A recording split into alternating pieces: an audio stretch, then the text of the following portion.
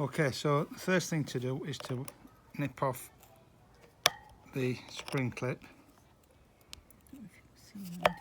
into there and just pop that up one side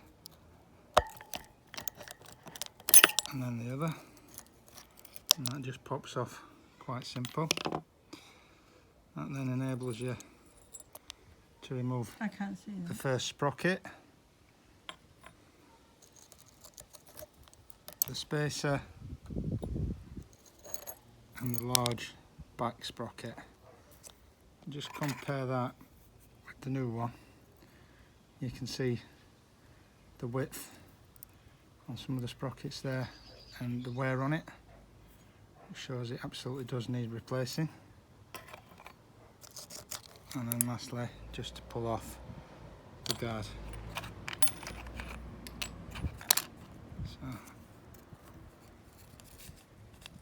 it's straightforward reverse procedure. These will only fit one way and one direction. You can see the narrower slot there. That's the key.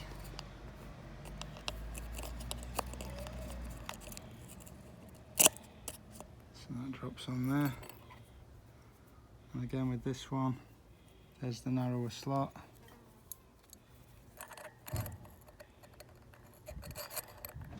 And that's the wrong way around. So just to show, even if you line that slot up, it won't go on.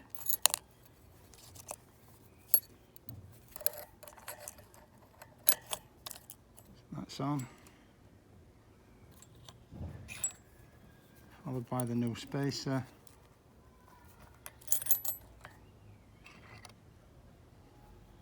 The smaller chain ring.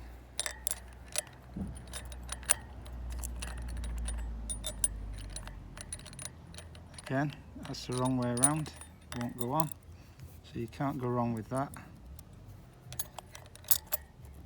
It's on,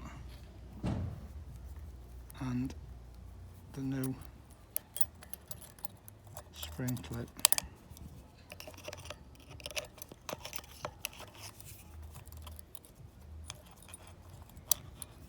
Difficult to get this back in.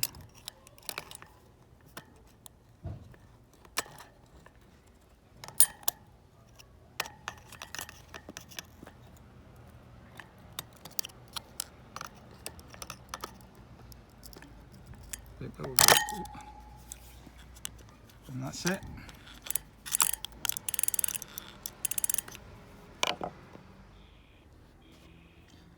So that's the wheel completed and ready to go back on the bike.